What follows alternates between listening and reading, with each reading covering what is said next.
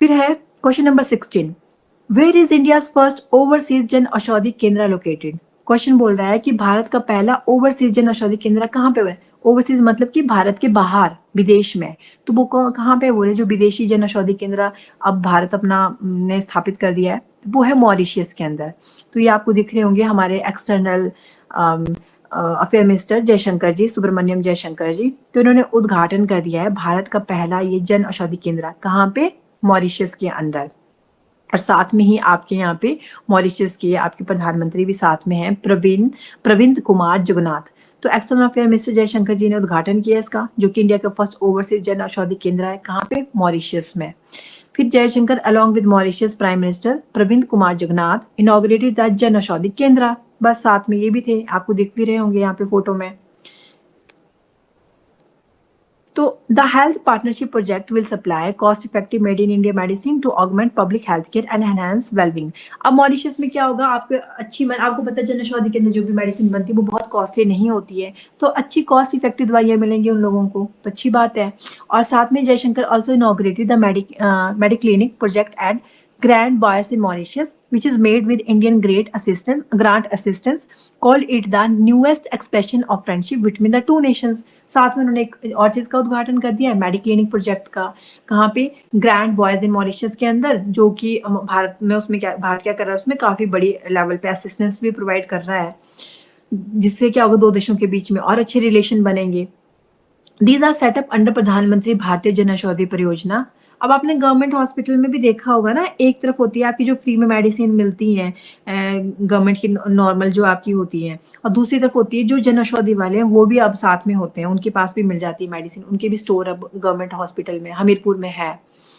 तो Jan Aushadhi Kendra, these centres offer generic medicine at much lower prices, काफी low prices की होती हैं। The potency of this medicine is the same as compare to expensive branded medicine. जो आप दूसरी branded medicine लेते हो उसके लेवल की, टक्कर की होती है, बराबर पोटेंसी होती है इनमें, जो पर मार्केट में मिलती है आपको, और ऊपर से वो महंगी होती है और ये सस्ती होती है। प्रधानमंत्री भारतीय जन औषधि परियोजना के बारे में देख लेते हैं। अच्छी दवाई सस्ती दवाई, जो मोदी जी ने लॉन्च किया था, launched by the Department of Pharmaceutical, Ministry of Chemicals and Fertilizer in November 2008 as the Jan Aushadhi Scheme। Most important, ये हमारा हो रहा है इकोनॉमिक्स का आपका स्कीम वाला पार्ट कवर। तो आपको एक स्कीम है जिसका नाम क्या है आपका, प्रधानमंत्री जन औषधि स्कीम। तो वो कब लॉन्च हुई थी, वो लॉन्च हुई थी नवंबर 2008 में। किसके द्वारा, डिपार्टमेंट ऑफ फार्मास्यूटिकल, फार्मा से रिलेटेड है ना, तो department of pharmaceuticals, ministry of chemical and fertiliser के द्वारा। जन औषधि स्कीम इनिशिएटिव बोलते वॉज रीब्रांडेड इन 2016। इसको 2016 में क्या कर दिया, थोड़ा रीब्रांड कर दिया। पहले जन औषधि स्कीम था, फिर नाम बन गया प्रधानमंत्री भारतीय जन औषधि परियोजना, फिर इसका नाम चेंज कर दिया गया। Objective to provide quality medicine at affordable prices for all, particularly the off-pocket expenses in healthcare poor, as to reduce out-of-pocket expensive in healthcare। वो लोग जो महंगी दवाइयाँ अफोर्ड नहीं कर पाते हैं, तो उनको क्या किया हमने, क्वालिटी में बहुत बढ़िया और सस्ती दवाइयाँ उनके लिए प्रोवाइड की। तो गवर्नमेंट का, सरकार का काम यही होता है कि जो सोसाइटी में क्वालिटी आ सके, ऐसा ना हो कि गरीब बिना इलाज के ही मर जाए। तो उनके लिए इन्होंने ये बहुत अच्छा इनिशिएटिव उठाया। Pharmaceutical and medical devices bureau of India PMBI, set up December 2008, has been established under the Department of Pharmaceutical, Government of India, with the support of all the CPSUs for coordinating procurement कैसे करनी है, supply, marketing, ये सब चीजों के लिए। अब बोलते हैं who is eligible to open a Jan Aushadhi केंद्र। अगर कोई खोलना चाहता है जन औषधि केंद्र, हम में से भी अगर कोई जन औषधि केंद्र खोलना चाहता है, तो उसके लिए एलिजिबिलिटी क्या है, स्टेट गवर्नमेंट और any organisation, reputed NGOs, trust, private hospital, charitable institution, doctor, unemployed pharmacist, individual entrepreneur are eligible to apply for the new Jan Aushadhi केंद्र। कोई भी स्टेट गवर्नमेंट है, कोई ऑर्गेनाइजेशन है, कोई रेप्यूटेड NGO है, कोई ट्रस्ट है, प्राइवेट हॉस्पिटल्स है, चैरिटेबल इंस्टीट्यूशन है, डॉक्टर, अनएम्प्लॉयड फार्मासिस्ट, ये भी क्या कर सकते हैं, मतलब आपने फार्मा तो किया हुआ है, बी फार्मा डी फार्मा किया हुआ है, लेकिन आप अभी अनएम्प्लॉयड हो, या फिर इंडिविजुअल कोई एंटरप्रेन्योर है, इसको इस फील्ड में नॉलेज है, तो वो क्या कर सकते हैं, अप्लाई कर सकते हैं इसके लिए, और वो खोल सकते हैं जन औषधि केंद्र। तो इसके लिए आपकी बी फार्मा डी फार्मा ये होनी चाहिए डिग्री फार्मासिस्ट के पास। फिर question number 17, the book wings to our hopes volume 1 is a compilation of. ये बहुत अच्छे सा एक छोटी सी बुक है एक, जिसका नाम है विंग्स टू आवर होप्स, हमारी जो होप है उनको हम उड़ान भरनी है हमने, तो उसका वॉल्यूम 1 आया है। तो आपने अक्सर सुना होगा जब हमारी आदरणीय जो राष्ट्रपति जी हैं श्रीमती द्रौपदी मुर्मू जी, वो हमेशा ना ऐसी बातें करती हैं जिससे क्या हो सके, नई उम्मीदों को उड़ान मिल सके। मैंने देखा उनकी जो स्पीचेस होती है ना, बड़ी अच्छी होती है उनकी स्पीचेस। जैसे एक बार उन्होंने एक पूरी पूरी जो पुलिस की टीम थी जिसमें सारे ऑफिसर्स थे उनको वो एड्रेस कर रही थी, तो उन्होंने बहुत प्यार से बड़े स्मूथली उनको समझाया कि आपको अपने रोल्स कैसे मतलब प्ले करने चाहिए, किस तरीके से आपको अपना काम बड़ी ईमानदारी के साथ और अच्छे से करना चाहिए, हर लेवल पे, लो लेवल पे, हाई लेवल पे। तो वो हमेशा ऐसी बात करती हैं कि होप्स को मतलब उड़ान भरने का दिल करता है। तो wings to our hopes volume 1 क्या है? ये एक कंपाइलेशन है significant speeches from president Draupadi Murmu. जो द्रौपदी मुर्मू जी हैं उनकी अभी तक की जो बहुत ही सिग्निफिकेंट स्पीचेस है उन सबको इकट्ठे कर दिया गया है, उसका एक कंपाइलेशन बना दिया गया है और उसको बुक का टाइटल दे दिया गया है wings to our hopes volume 1। तो the books wings to our hopes volume 1 on president Draupadi Murmu 75 significant speeches, जो भी उनकी 75 सिग्निफिकेंट स्पीचेस है उनको सबको इकट्ठे करके ये बुक बनाई गई है। तो ये आप देख सकते हो यहाँ पे, और इसको लॉन्च किया था जो शिवराज सिंह जी चौहान जी हैं आपके सेंट्रल मिनिस्टर एग्रीकल्चर के, उन्होंने इसको लॉन्च किया था। तो ये है हमारी राष्ट्रपति जी और ये फ्रेज मुर्मू जी यहाँ पे क्या करिए, प्रेसिडेंट मुर्मू क्या करिए, फ्लाई कर रही है सॉर्टी इन सुखोई 30 फाइटर में। तो यही है आपका, और इसको रिलीज कहाँ पे किया गया, न्यू दिल्ली के अंदर, और किसके द्वारा किया गया, शिवराज सिंह चौहान जी के द्वारा किया गया। और इसको पब्लिश किसने किया, इस बुक को पब्लिकेशन डिवीजन ने किया है, और हिंदी और इंग्लिश दोनों में मिल जाएगी आपको ये। क्वेश्चन नंबर 18, अंडर द लड़का भाऊ योजना how much stipend will job seeker with a class 12 qualification receive per annum. तो पहले भी हमने इसके बारे में पढ़ा था थोड़ा बहुत कि जो लड़का भाऊ योजना है, अभी महाराष्ट्र की गवर्नमेंट ने इसको लॉन्च किया था। तो बोलते हैं इसमें जो क्लास 12 के होंगे, जिन्होंने क्या की होगी, क्लास 12 के मतलब क्वालिफिकेशन है उनकी, लेकिन वो क्या है, अभी जॉब सीकर है, अभी वो बेरोजगार हैं, तो उनको एक स्टाइपेंड दिया जाएगा। कितना? तो वो दिया जाएगा 6,000 रुपए, 6,000 रुपीज।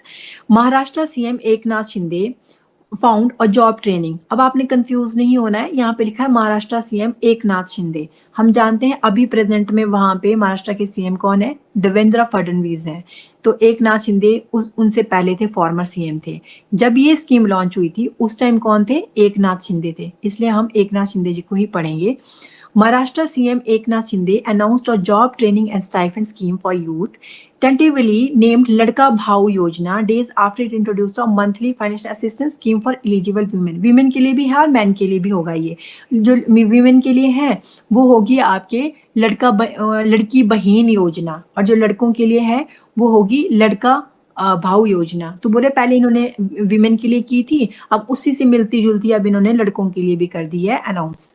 तो करंट सीएम कौन है हमारे, देवेंद्र फडणवीस हैं। तो लेकिन जब ये स्कीम लॉन्च हुई थी उस टाइम कौन थे, एकनाथ शिंदे जी थे। इस स्कीम में क्या होगा, अगर कोई क्लास 12 जिसने पास किया और वो अभी बेरोजगार है, वो जॉब सीख करना चाहता है, तो 6,000 उसको स्टाइपेंड दिया जाएगा।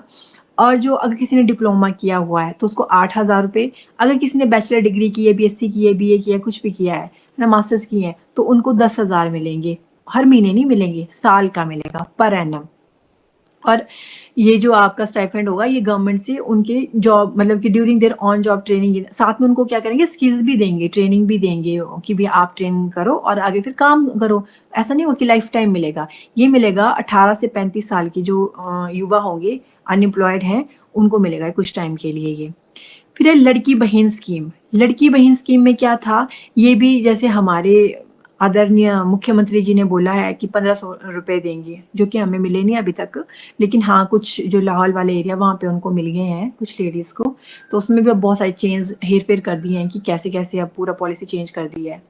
तो यहाँ पे बोल रहे हैं लड़की बहन provides a stipend of 1,500 a month. ये है आपका 21 से 65 साल, यह न्यूज हमने पहले भी पढ़ी थी कि जो 21 से 65 साल वाली जो होंगी आपकी विमेन, उनको 1,500 रुपये मिलेंगे हर महीने। वो किस किस को मिल सकते हैं, मैरिड को मिल सकते हैं, या कोई तलाकशुदा है, या कोई विधवा है, या कोई आपकी डेस्टिट्यूट है, त्यागी हुई है, या किसी ने घर छोड़ दिया है ना, ऐसे ऐसे जो भी होंगी उन्हें मिलेगा।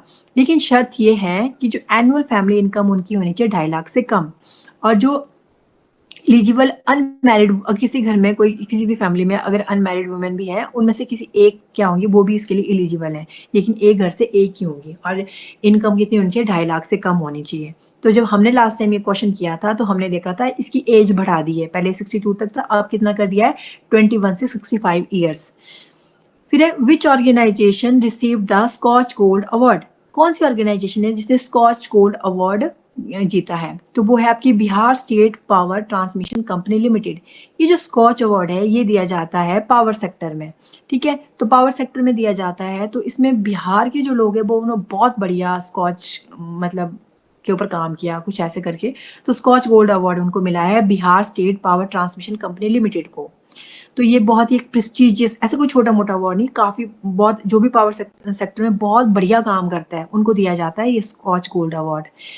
तो प्रोजेक्ट क्या है, एक प्रोजेक्ट है successful implementation of the Samast, Samast project है। अब स्मस्त प्रोजेक्ट क्या है उसकी फुल फॉर्म देखते हैं, एसेस scheduling, accounting, metering and settlement of transactions. मतलब आप क्या कर रहे हो, जो भी पावर से रिलेटेड आपकी स्कीम है उनको शेड्यूल कर रहे हो, अकाउंट भी अच्छे से कर रहे हो, मीटरिंग भी बढ़िया हो रही है सबके घरों पे, सेटलमेंट भी अच्छे से, ट्रांजेक्शन वगैरह हर एक चीज आपकी प्रॉपर हो रही है।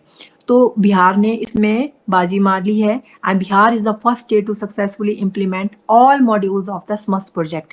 इसके लिए इनको दिया गया है स्कॉच अवार्ड, ताकि ये क्या कर सके इन फ्यूचर अपने काम को और अच्छे से, मतलब जो भी इन्होंने किया, इन्होंने बहुत अच्छे से अपने काम को किया और हेल्दी कंपटीशन लगा रहे। तब कोई भी अवार्ड क्यों दिया जाता है, हेल्दी कंपटीशन हो, सब में एक्सीलेंस प्रमोट हो, गुड गवर्नेंस हो, हर स्टेट चाहेगा कि अगली बार मुझे मिले, मैं और अच्छे से काम करता हूँ, है ना, इसके लिए हम क्या करते हैं, अवार्ड देते हैं। और बहुत जरूरी भी है लाइफ में भी, अगर कोई आपकी डेली लाइफ में भी कोई कुछ अच्छा करता है घर पे, है ना, तो उसको अप्रिशिएट करना चाहिए। अगर आप अप्रिशिएट करोगे तो वो अगली बार सोचेगा कि नहीं मैं और अच्छा करता हूँ। बेशक कोई खाना ही बनाता है, लेकिन अब आप इतने प्यार से इतनी देर लगा के खाना बनाओगे और कोई आगे से बोलेगा क्या बना दिया है, तो जो बनाने वाला होता है ना उसको मूड खराब हो जाएगा कि इतनी मेहनत करके बनाया और बेशक अच्छा नहीं भी बना होगा, तो आप बोलोगे ना बहुत अच्छा बना है, तो अगली बार वो सोचेगा और अच्छा करना है। वैसे ही ये स्टेट में कोई भी किसी चीज का कंपटीशन है, अगर बोलेंगे उनको अवार्ड देंगे तो 20-20 लाख मिलते हैं ऐसे ऐसे अवार्ड में, तो कौन स्टेट नहीं चाहेगा कि मेरे को मिले, है ना। तो उनके बीच में एक हेल्दी कंपटीशन बने, एक्सीलेंस प्रमोट हो, तब दिया जाता है। तो स्कॉच अवार्ड किसने अपने नाम किया, बिहार ने, और पावर प्रोजेक्ट की फील्ड में ये दिया जाता है। फिर है question number 20, where is the Kataragama Esala festival celebrated annually. जो ये आपका कतरगामा इसाला फेस्टिवल है ये कहाँ पे मनाया जाता है एनुअली, तो ये श्रीलंका में होता है। अब हम बिल्कुल इंडिया से बिल्कुल अलग नीचे जा रहे हैं, हम श्रीलंका में जा रहे हैं, हम श्रीलंका में हम इसाला फेस्टिवल मनाने जा रहे हैं, है ना, कतरगाम में। तो बोले Kataragama is a small town in southern Sri Lanka, Sri Lanka में भी बिल्कुल उसके साउथ में है ये आपका एक छोटा सा एक टाउन है, और एक इम्पॉर्टेंट पिलग्रिमेज साइट है हिंदू के लिए, बुद्धिस्ट के लिए, मुस्लिम के लिए, with the community of the sub continent. जो ये एक छोटा सा ये आइलैंड सा है, कॉन्टिनेंट है, सब कॉन्टिनेंट है, यहाँ की एक बहुत ही पवित्र स्थान है ये कटरागामा, एक छोटा सा टाउन है। वहाँ पे हिंदू, बौद्ध, मुस्लिम, वेदा कम्युनिटी सब मिलके इसको मनाते हैं, तो उनके लिए एक धार्मिक स्थल है। तो हर महीने आपका साल जुलाई अगस्त में 100,000 पीपल यहाँ पे पहुंचते हैं इस श्राइन में, इस टेम्पल में। और एनुअल जो मल्टी फेस स्पेक्टिकल होते हैं, तमाशा यहाँ पे जो एक पूरा चलता है, मतलब कि जो कल्चर जो होता है पूरा, इनका फेस्टिवल मनाते हैं, इसको इसाला बोलते हैं, तो उसको सेलिब्रेट करते हैं। देखो यहाँ पे दिख रहा है आपको, Sri Lanka celebrate annual Kataragama Esala festival. It is dedicated to the worship of Lord Kataragama और हिंदू डेटी। ये एक जो लॉर्ड कटरागामा है ये एक हिंदू डेटी है ना, हिंदू देवता है, जो वाइडली आपके क्या है, जो हिंदू और बौद्ध धर्म दोनों ही इनको क्या करते हैं, जो बौद्ध धर्म वाले हैं, हिंदू धर्म के लोग हैं, दोनों ही इनको बहुत मानते हैं, बहुत पूजते हैं। आपको पता है कि श्रीलंका में भी आपका जो बुद्धिस्ट कल्चर है वो बहुत ज्यादा इन्फ्लुएंस हुआ था, और उसमें हमारे कौन थे, जो अशोक थे, उन्होंने अपने बच्चे भेजे थे ना वहां पे श्रीलंका में, संघमित्रा को भेजा था और महेंद्र को भेजा था कि जाओ बौद्ध धर्म का प्रचार प्रसार करो। जब कलिंग की लड़ाई से उनका मन उब गया था तो उन्होंने बौद्ध धर्म को अपना लिया था। तो इसलिए यहाँ पे श्रीलंका में भी काफी इन्फ्लुएंस देखने को मिलता है आपके हिंदू धर्म का भी और बौद्ध धर्म का भी। तो दोनों ही इनको बहुत मानते हैं भगवान कटरागामा को। The annual Katragama Isala festival is being celebrated in Sri Lanka, and devotees who started their Padyatra in May have reached Katragama, completing a journey of over 500 kilometers across difficult terrain on foot from as far afield as Jaffna in Sri Lanka northern peninsula. तो इतने दूर दूर से लोग आते हैं और इसको पूरा सेलिब्रेट करते हैं, पद यात्रा करते हैं, है ना, पैदल ही चलना शुरू कर देते हैं। तो देखो यहाँ पे जाफना से श्रीलंका तो कितना दूर है, तो इतने आते हैं लोग इसको मनाने के लिए। The main highlight of the festival is the grand possession और पेरा फेरा, और बहुत वहाँ पे रथ यात्रा निकलेगी, हाथी के ऊपर पूरा उनको डेकोरेट किया होगा। तो इस तरीके का होता है ये। नेक्स्ट क्वेश्चन है, who authored the book trillion dollar economy, अब नहीं रुकेगा Uttar Pradesh in Delhi, sorry Hindi, sorry, who authored the book trillion dollar economy. जो आपका ट्रिलियन, अब अभी अभी हमने कुछ दिन पहले एक न्यूज पढ़ी थी कि कौन सा स्टेट है, यूपी वो एक ऐसा स्टेट है जिसने क्या बोला, उसने निर्माण लॉन्च किया था ना, हमने पढ़ा था। क्यों? क्योंकि उसने बोला था कि जो हमने क्या करनी है, अपने यूपी में इतनी ज्यादा पॉपुलेशन है, हमने यहाँ की जो इकोनॉमी वो कैसी बनानी है, एंड ट्रिलियन डॉलर इकोनॉमी बनानी है। तो ये हमारे योगी आदित्यनाथ जी ने बोला है, तो उनके ऊपर एक बुक ही लिख दी है। किसने लिखी है? डॉक्टर शीलवंत सिंह जी ने। वो बड़े इंप्रेस हुए कि देखो ट्रिलियन डॉलर इकोनॉमी बनानी है, तो उन्होंने लिखा अब नहीं रुकेगा यूपी, यूपी अब पीछे नहीं हटने वाला है, अब हम बन के ही रहेंगे ट्रिलियन डॉलर इकोनॉमी। कौन बोल रहे हैं? डॉक्टर शीलवंत सिंह जी बोल रहे हैं। तो यहाँ पे ये बुक रिलीज भी होगी आपकी। तो book on Adityanath goal and efforts to make UP 1 trillion आपकी डॉलर इकोनॉमी लॉन्च्ड। तो यूपी ने रखा ये टारगेट, हमने बहुत अच्छे से पढ़ा था। और यूपी के जो फाइनेंस मिनिस्टर वो कौन है? सुरेश खन्ना जी हैं, उन्होंने इसको रिलीज किया।